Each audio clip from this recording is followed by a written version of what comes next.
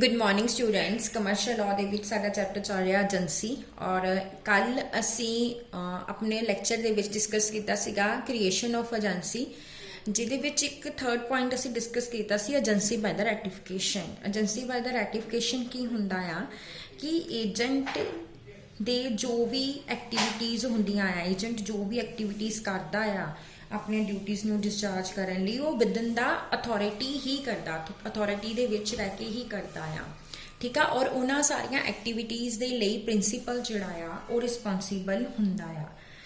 But agent ਜਦੋਂ ਕੋਈ ਕੰਮ ਆਊਟ ਆਫ ਦਾ ਅਥਾਰਟੀ ਜਾ ਕੇ ਕਰਦਾ ਆ ਤੇ ਉਹਨਾਂ ਕੰਮਾਂ ਦੇ ਲਈ ਪ੍ਰਿੰਸੀਪਲ ਰਿਸਪੌਂਸੀਬਲ ਨਹੀਂ ਹੁੰਦਾ। बट इस कंडीशन दे विच प्रिंसीपल कोल ये ऑप्शन हुंदी आ कि वो एजेंट दी उस एक्टिविटी नूं जिहड़ी कि उहने आउट ऑफ द अथॉरिटी जाके कीती आ कि उस एक्टिविटी नूं एक्सेप्ट करना चाहता है या रिजेक्ट करना चाहता है।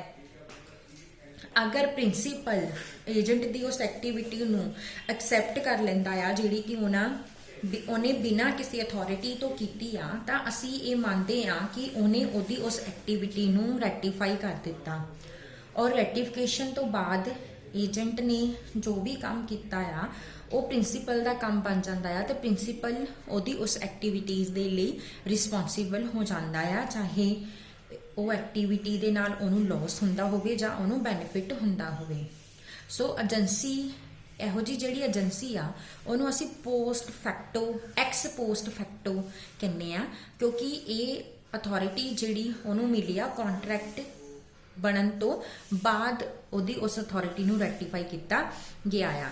सो रैटीफिकेशन का मतलब की हुंदा कि जिहड़ा काम ऑलरेडी एजेंट कर चुका आ ओदे उस काम नूं अप्रूव करना, या जदों प्रिंसीपल ओदी उस एक्टिविटी नूं अडॉप्ट कर लैंदा जिहड़ी कि उहने बिना अथॉरिटी तो कीती आ, तां ओहनूं असीं रैटीफिकेशन कहंदे आ।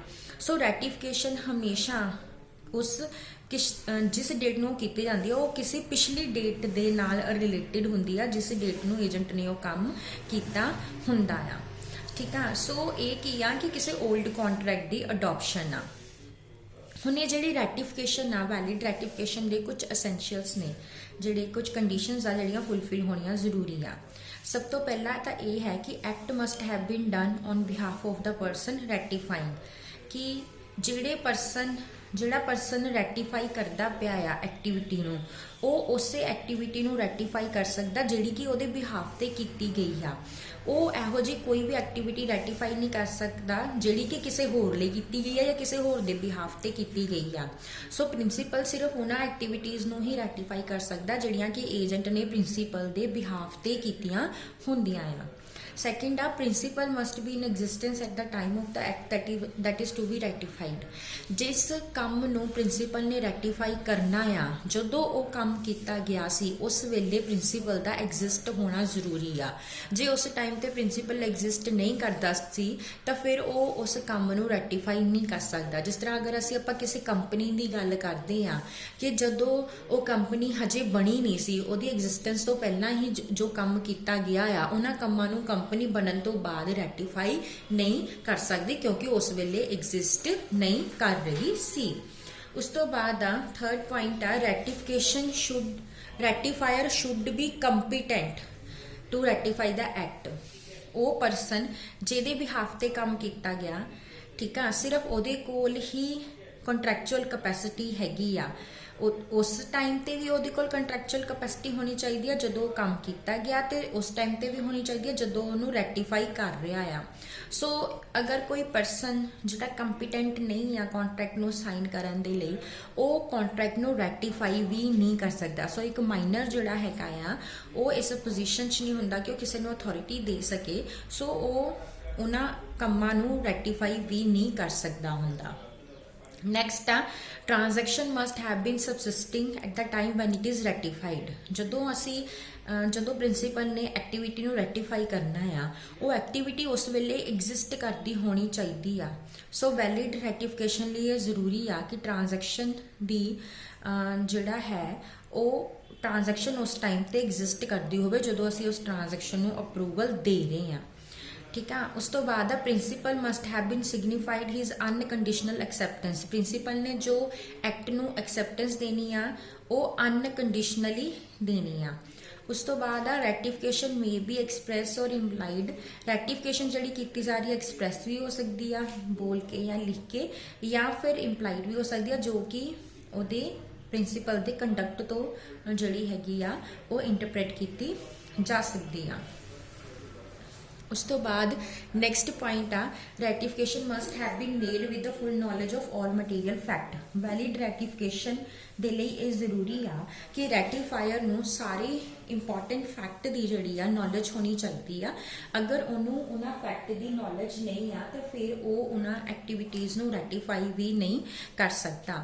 उस तो बाद whole transaction must be ratified. जिहड़ा कॉन्ट्रैक्ट रैटिफाई करना आ वो पार्ट दे विच नहीं रैटिफाई किया जा सकता, वो फुली होल एग्रीमेंट ही रैटिफाई किया जा सकता है। नैक्सट है ratification must be made within a reasonable time. Contract की रैटिफिकेशन जी आ कॉन्ट्रैक्ट होने तो बाद एक रीजनेबल टाइम दे विच होनी जरूरी आ। अगर टाइम एक्सप्रैसली लिमिटेड है तो रैटिफिकेशन अगर उस टाइम तो बाद की जाती है तो उन्होंने असीं वैलिड रैटिफिकेशन नहीं मन्नांगे। नैक्सट आ act to be ratified should not be void और इलीगल। जिहड़ा कॉन्ट्रैक्ट आ जिन्हों रैटिफाई करना वो एक इलीगल कॉन्ट्रैक्ट नहीं होना चाहिए, वो एक वॉइड कॉन्ट्रैक्ट नहीं होना चाहिए। उस तो बाद ratification must be communicated. Ratification तद तक वैलिड नहीं होंदी जब तक वो दूसरिया पार्टीज़ नूं कम्युनिकेट नहीं की जाती। उस तो बाद ratification must not injure a third person. Ratification क्योंकि असीं पिछले किए गए काम नूं रैटिफाई करना, सो रैटिफिकेशन दे नाल किसी थर्ड परसन नूं किसी तरह का कोई भी लॉस जिहड़ा हैगा आ वो नहीं होना चाहिए।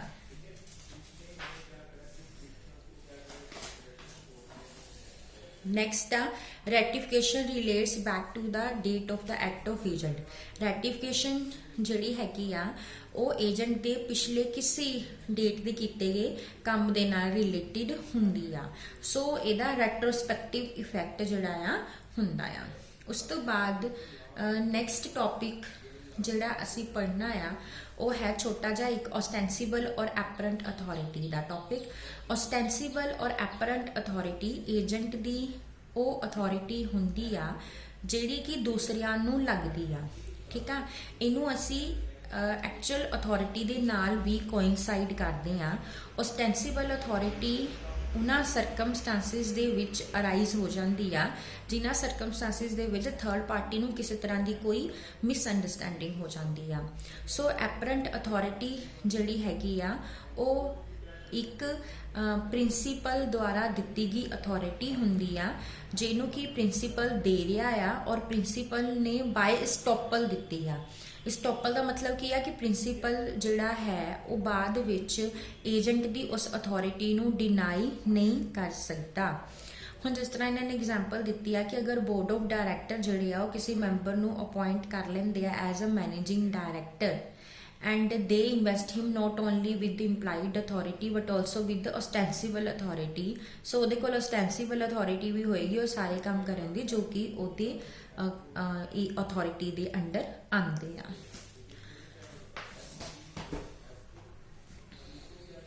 नैक्सट टॉपिक है साडा scope and extent of agent's authority. Agent कोल कितनी अथॉरिटी हुंदी आ, ਉਹਦਾ ਕੀ स्कोप हुंदा, ਉਹਦਾ ਕੀ एक्सटेंट हुंदी आ। एजेंट नूं अथॉरिटी मिलती है प्रिंसीपल कोलों, वो प्रिंसीपल उन्होंने अथॉरिटी दिंदा आ चाहे रिटन या ऑरली या कई वेले उसके उस कंडक्ट तो भी मिल जाती आ। सो अथॉरिटी नूं असी एक्सप्रैस अथॉरिटी दो तरह की हुंदी आ, एक्सप्रैस और इंप्लाइड। एक्सप्रैस अथॉरिटी असी कदों कहने आ जदों कि उन्होंने बोल के या लिख के अथॉरिटी दे रहा, मतलब उन्होंने अथॉरिटी वो ग्रांट कर रहा है, उहदे विच उन्होंने सारियां उहदियां पावर्स दे रहा हैगा आ जिहड़ियां भी उन्होंने पर्पस नूं पूरा करन दे लई जरूरी हुंदियां ने।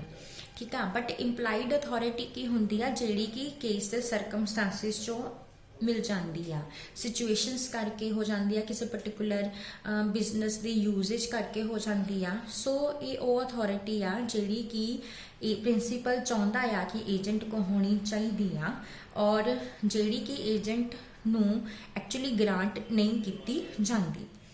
ਉਸ ਤੋਂ ਬਾਅਦ ਹੈ extent of agents authority.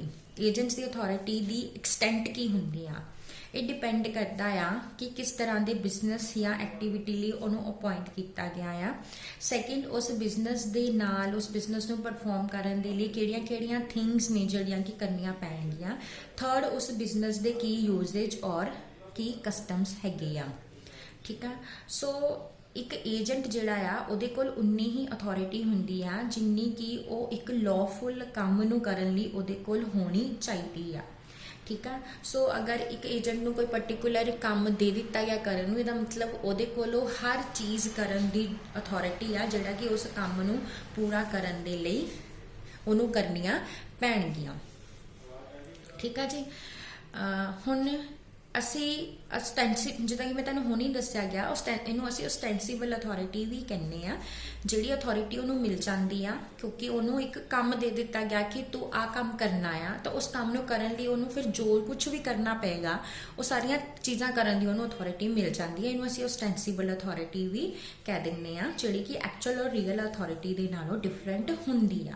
So ਓਸਟੈਂਸੀਬਲ authority he decide ਕਰਦੀ ਆ ਕਿ ਏਜੰਟ ਦੀ ਅਥਾਰਟੀ ਦਾ ਕੀ ਸਕੋਪ ਆ ਔਰ ਉਹਦੀ ਕੀ ਐਕਸਟੈਂਟ ਹੈਗੀ ਆ।